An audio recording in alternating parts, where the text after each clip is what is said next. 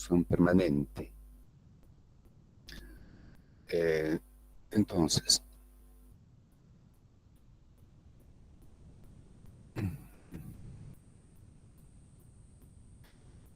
bueno, quiero comentarles que el internet está un poco lento, pero bueno, de paciencia.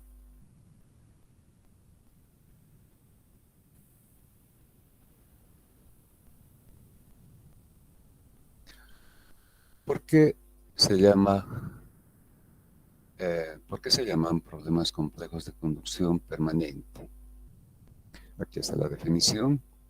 Aquel en el que la determinación o cálculo del área de transferencia de calor es muy complicado o hasta imposible. Este caso también se lo identifica como problema de conducción permanente bidireccional. Hemos visto que los casos en los que se puede aplicar la ecuación de Fourier no presentan mayor problema si se conoce el área, o en algunos casos se puede deducir el área de transferencia de calor, entonces no hay mayor problema. Entonces, escribiendo la ecuación de Fourier, menos K por el área y por la variación de la temperatura respecto, digamos, de una posición X en Y,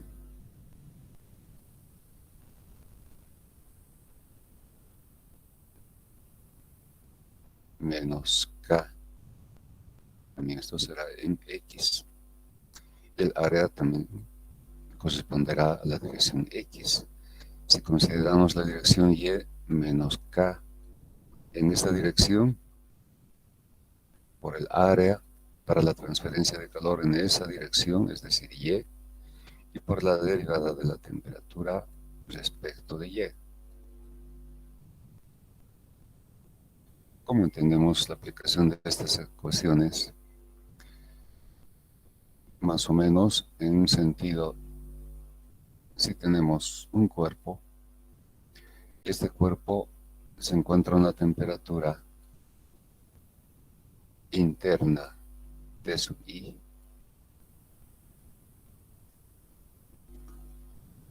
entonces, considerando el sistema de coordenadas X y Y, el calor está siendo transferido en ambas direcciones, es decir, en la dirección X y en la dirección Y.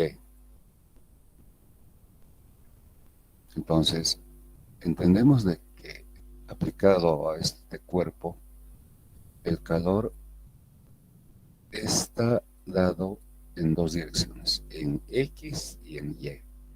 Por tanto, se trata de un flujo bidireccional. Si estos dos calores son diferentes, estamos en un caso de flujo bidireccional. ¿Por qué pueden ser diferentes? Porque las condiciones, por ejemplo, de temperatura pueden ser diferentes. Esta cara expuesta a un ambiente de temperatura, digamos, T infinito X, para diferenciar de este otro medio. Este otro medio de temperatura T infinito Y, diferentes. Entonces van a dar lugar a dos calores en direcciones diferentes y también de magnitudes diferentes. Entonces, por eso decimos que también se los considera como problemas de conducción permanente bidireccional. Nosotros hasta, digamos, la anterior clase hemos analizado problemas más que todo unidireccionales, solo en X o solo en Y o solo en Z. Pero también pueden haber este tipo de problemas. Entonces, este método resuelve este tipo de problemas. También existen problemas tridireccionales, de calor en X, en Y y en Z. pero la metodología es diferente, es un poco más compleja. Entonces nosotros vamos a quedarnos solamente hasta flujo bidireccional. Esto también debido a que la mayor parte de los problemas se los considera unidireccionales, pero también hay un grupo considerado como problemas bidireccionales. Bien, el otro aspecto es este, el área de transferencia de calor. Como hemos visto en las diferentes geometrías, no hemos tenido mayor problema con el área, esta área. Cuando es una pared plana, el área no hay ningún problema. Incluso en algunos casos, cuando no conocemos el área, no es dato del problema, lo que hacemos es asumir un área de 1 metro cuadrado, ¿se acuerdan? Pero cuando la geometría es diferente, por ejemplo, es una geometría cilíndrica, esta área se convierte en área logarítmica. Para una esfera hueca, el área se llama área verdadera, ¿se acuerdan? La raíz cuadrada del producto del área interna por el área externa. Entonces no hay mayor problema. Pero para otras geometrías que pueden darse, y hay una gran cantidad de geometrías, como por ejemplo esta geometría, o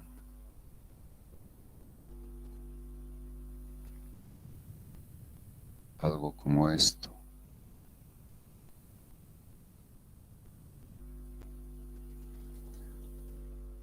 En fin, entonces, muchas geometrías. En este caso lo que estamos mostrando son secciones. Secciones de un conducto donde la relación entre el área interna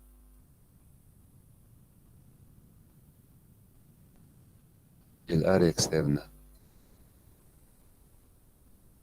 mediante estas dos áreas, no podemos encontrar el área de transferencia de calor. Analíticamente puede resultar una expresión, pero demasiado complicada, o en algunos casos hasta imposible. O sea, no hay una relación entre estas dos áreas, el área interna y el área externa. Entonces, no podemos encontrar un área, por tanto, no podemos aplicar la ecuación de Fourier. Entonces, para resolver estos problemas relacionados con el área, se han desarrollado varios métodos. Aquí estamos mencionando el método numérico, el método de mapas de 2 dimensiones, método de relajación, método por analogía eléctrica, etcétera, etcétera. Hay un método que no lo estoy mencionando que se llama método de la burbuja de jabón, es también por analogía. Y así, en los libros van a encontrarles más nombres. Bueno, para resolver nosotros este tipo de problemas vamos a utilizar el método numérico y el método de mapas de 2 dimensiones. Entonces, empezando con el método numérico.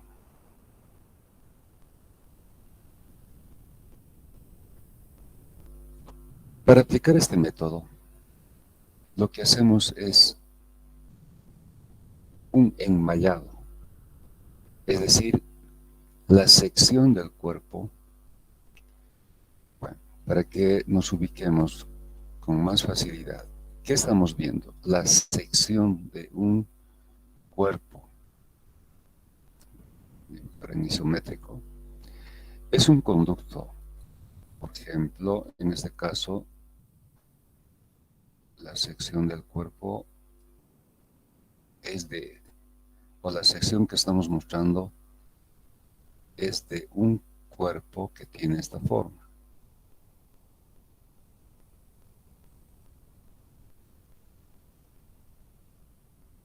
Es como una chimenea larga.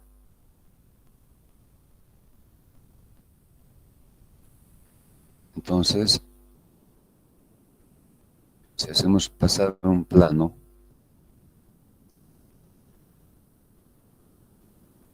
por acá,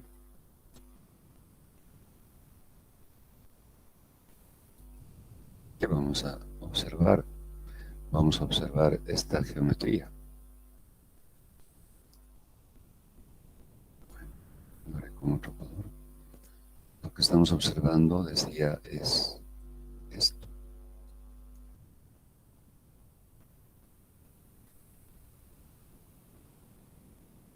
Entonces se dan cuenta, ¿no?, que el análisis se hace sobre una sección de este cuerpo. Esto es lo que estamos observando. Sobre esta sección estamos haciendo el análisis. Entonces, la primera acción que debemos realizar, decía, es elaborar una malla a una cierta distancia, en este caso delta X. Hacemos pasar líneas verticales. Cada espacio es el mismo, es delta X. Este espacio es el mismo que este, etcétera, etcétera.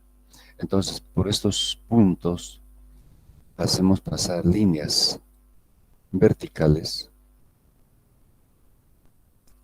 como vemos, y también líneas horizontales. Hacemos lo mismo en el eje Y. Consideramos que los espacios van a ser delta Y. Entonces, estos espacios van a definir puntos. Cuando definimos estos espacios delta Y iguales, definimos puntos. Y a través de esos puntos ahora trazamos una línea horizontal.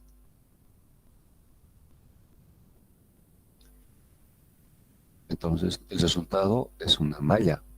Ahora, la característica es esta, de que el espaciamiento es el mismo, delta X es igual a delta Y. Por tanto, la malla que resulta es una malla cuadrada de lados iguales, es decir, bueno, delta X igual a delta Y. Bien, entonces realizamos el enmayado.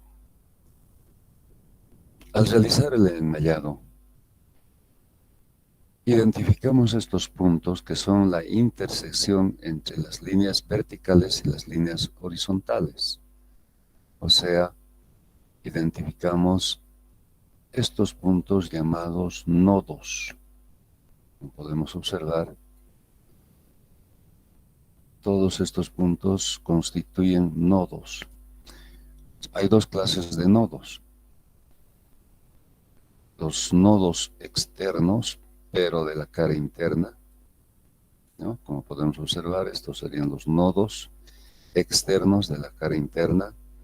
Estos serían los nodos externos de la cara externa. Y estos, los nodos internos. Entonces, en el interior de los cuerpos estamos identificando puntos que constituyen los nodos internos de la malla.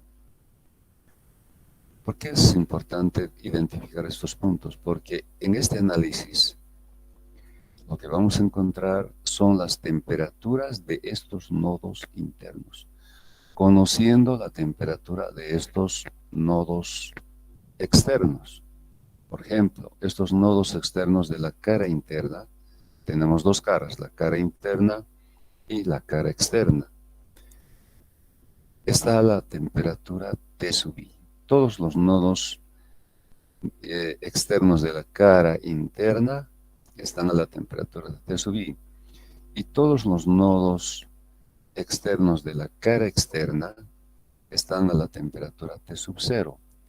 pero las temperaturas de estos nodos internos no conocemos. Y justamente la aplicación de este método sirve para encontrar las temperaturas de todos estos nodos internos. Bueno,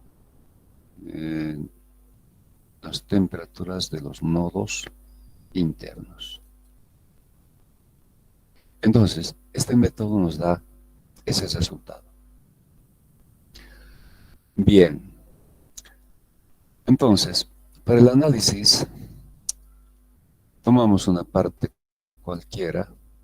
Aquí está la malla, puede ser acá, acá, etcétera, etcétera. Entonces definimos un cuadrado de esta manera. Es decir, aquí tenemos un cuadrado identificado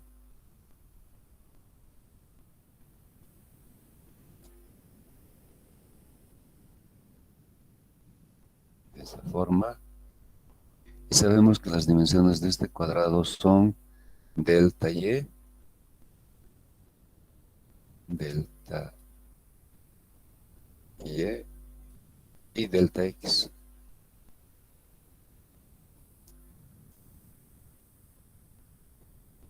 Delta x. Y llamamos a este nodo n. A este nodo vamos a llamar nodo n. Y a los nodos que rodean al nodo n vamos a llamar nodo A, nodo B, nodo C y nodo D. Bien, ahora lo que hacemos es aplicar un balance. ¿En qué consistirá el balance? En que la sumatoria de calores que van de los nodos que rodean al nodo n debe ser igual a la energía que llega al nodo n. Entonces, ilustrando esto, sería así. Hay un calor que se dirige del nodo A al nodo n, otro calor que va del nodo B al nodo n, y así, del C al n y del nodo D al nodo n. Entonces, en el balance, tomamos en cuenta estos calores dirigidos al nodo n. Bien, voy a borrar esta parte, lamentablemente para recorrer la página se borra todo. Aquí está. Hacemos un balance en condiciones estables para un punto nodal interior n. Calor que se transmite del nodo 1 al nodo n más el calor que se transmite del nodo 2. Bueno, en vez de A, B, C estamos utilizando números. 1, 2, 3 y 4. Del nodo 2 al nodo n y del 3 al nodo n y del 4 al nodo n es la energía que queda en el nodo n. En forma resumida, entonces tenemos esta expresión que nos da el balance de calor o balance de energía. Podemos expresar por Fourier estos calores. Por ejemplo, el calor que va de 1 al nodo n, por Fourier, K por el área en sentido X, una dirección X por la diferencia de temperaturas entre el nodo 1 y el nodo n sobre delta X. Para el calor que va de 2 al nodo n, como está en la dirección Y, bueno, lamentablemente se borró. Entonces, la misma expresión, K por el área para la dirección Y, por la diferencia de temperatura sobre delta Y. De 3 al nodo n está en la dirección X, por tanto resulta una expresión de esta forma. Y de 4 al nodo n está en la dirección Y. Bien, entonces reemplazamos estas expresiones en el balance. Pero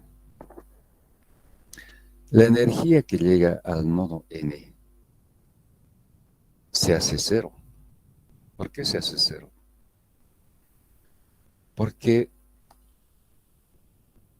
recurriendo al concepto básico de la conducción permanente, y eso lo hemos aplicado, por ejemplo, en paredes, por ejemplo, una pared compuesta de dos materiales A y B, que hemos dicho. Si este es el material A y este es el material B, las temperaturas se conocen, acá T sub I y acá T sub 0. Hemos planteado que el calor que se transfiere a través de toda la pared es igual al calor que se transfiere a través del material A e igual al calor que se transfiere a través del material B. Esto es lo que hemos establecido y hemos utilizado en la solución de problemas, es decir, el calor a través de toda la pared es igual al calor a través de A y el calor a través de B. Bien, definido o visto de otra manera, vemos que el calor simplemente pasa, no se detiene, ¿verdad? Por eso ya hablamos en este caso de conducción permanente. El calor no cambia con el tiempo, simplemente se transmite, se transfiere. Entonces, en este caso, si estos calores están dirigidos al nodo N, no se van a quedar en el nodo N. ¿Qué va a pasar con esos calores? A manera de un sumidero de calor se van a perder. Todos sabemos lo que es un sumidero. Lo tenemos en nuestras casas, en la cocina, en lavaplatos, en nuestros baños, el, el lavamanos. ¿Qué sucede? Podemos recoger agua, ¿verdad? Poniendo su tapón, usar el agua y cuando destapamos, todo el agua se pierde, ¿verdad? Se va a la alcantarilla, etcétera. Lo mismo pasa en la ciudad. Casi en todas las esquinas tenemos sumideros. Cuando llueve, todo el agua que corre por las calles y por una pendiente llegan a esa esquina, a ese sumidero y se pierden. Entonces pasa lo mismo con el calor. Todos los calores que van de los diferentes nodos al nodo N se pierden. Por eso es que la energía que llega al nodo N es cero. Entonces, haciendo cero este calor, quedan estas expresiones, pero vemos que en todas estas expresiones tenemos K y tenemos área. Como estos cuadrados han sido elaborados con esta característica delta X igual a delta Y, el área en X, por ejemplo, va a ser delta Y por L, siendo L la altura del cuerpo cuya sección estamos analizando. ¿Recuerdan? Bueno, el dibujo que hice, indicando de que se trata de un cuerpo largo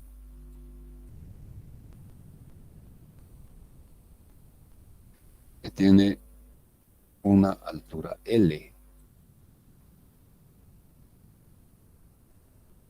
Entonces, en los análisis, no importa esta altura L, la altura, esta dimensión. Entonces, ¿qué tenemos? El área de transferencia de calor en la dirección X en la dirección X es delta Y por L. El área en la dirección Y, el área en la dirección Y va a ser delta X por L. Pero como delta X es igual a delta L, podemos factorizar ya que estas dos áreas son iguales. Área en la dirección X es igual al área en la dirección Y.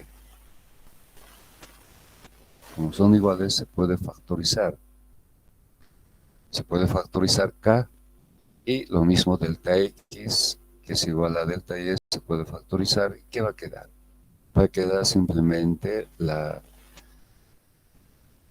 diferencias de temperatura, es decir, T sub 1 menos T sub n más T sub 2 menos T sub n más T sub 3 menos T sub n y T sub 4 menos T sub n. Todo esto igualado a 0.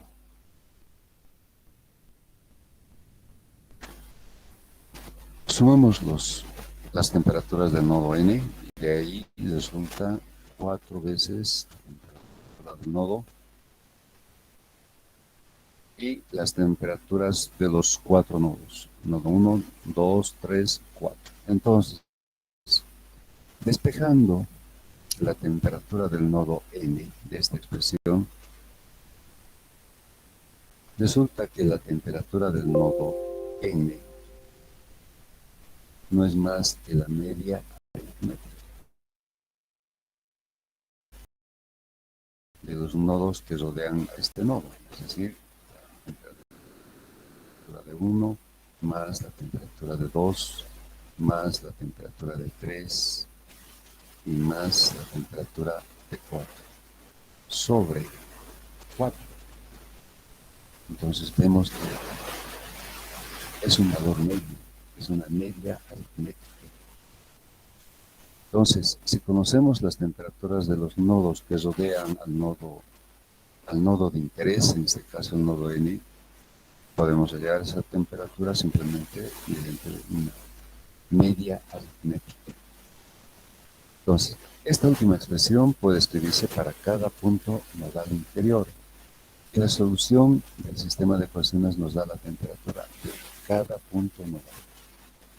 Entonces, este análisis lo podemos hacer para todos los nodos internos. Y de esa manera podemos conocer las temperaturas de los nodos internos, es decir, la distribución de temperaturas en el interior de un cuerpo. Conociendo las temperaturas T sub i, T sub 0 de las caras externas y las dimensiones del cuerpo. Entonces, en eso consiste este método. Nos da como resultado, repito, la distribución de temperaturas en el interior del cuerpo, es decir, la temperatura